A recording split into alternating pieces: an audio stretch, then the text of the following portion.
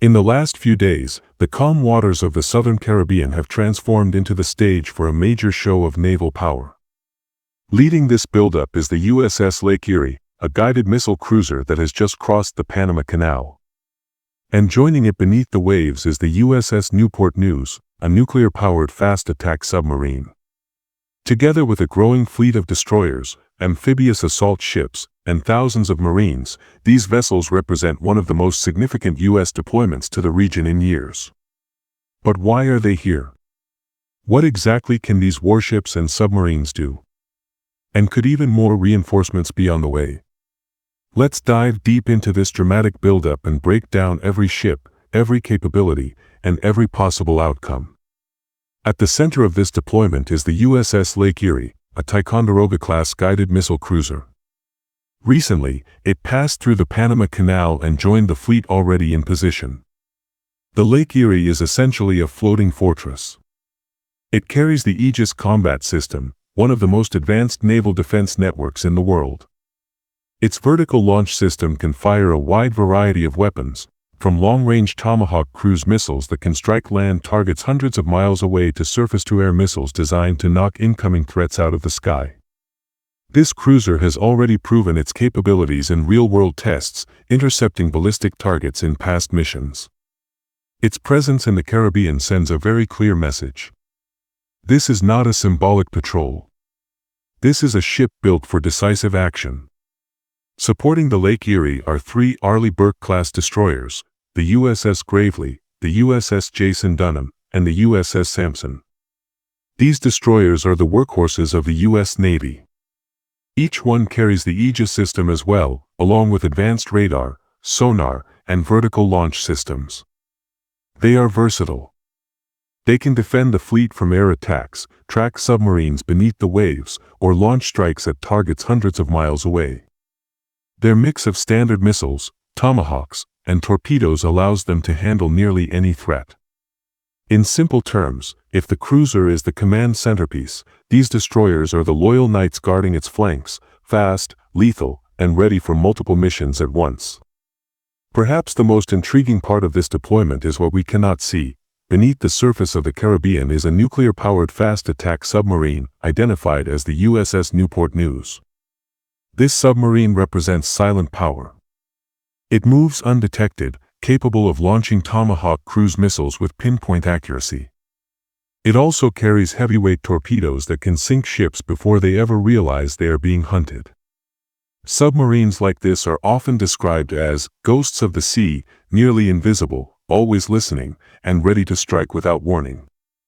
Its presence adds an unpredictable dimension to the buildup.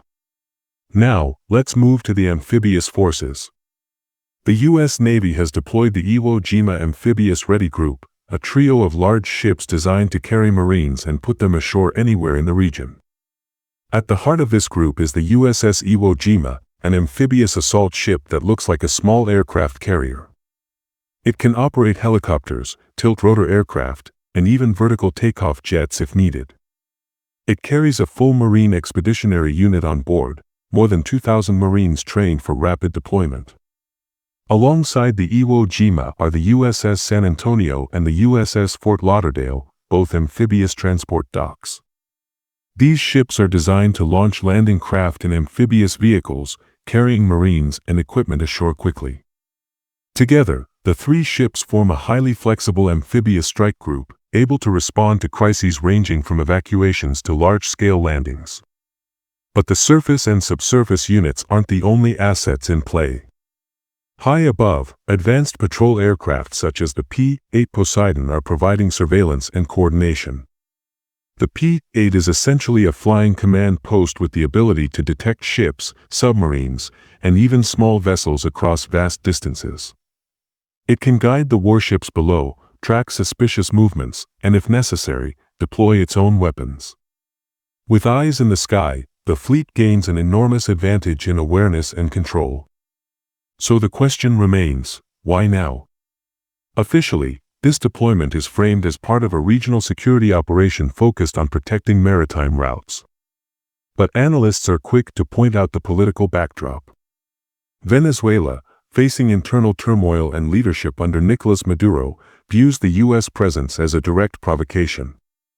Some experts argue this is an act of gunboat diplomacy, sending a message not only to Caracas but to the entire region, that the U.S. Navy can project overwhelming power at will. Others see it as reassurance to allies and partners nearby, demonstrating that Washington is willing to defend stability in the hemisphere. Whatever the interpretation, one thing is certain: this fleet isn't just passing by. It is positioned carefully, and it is designed to be noticed. Now the big question: will more ships be sent? At the moment, the fleet stands at 7 major surface combatants plus 1 submarine. That is already a formidable strike force. Analysts note that it rivals some entire national navies in size and capability. There's been no official announcement of further reinforcements, but military experts caution that additional units could be rotated in if tensions rise.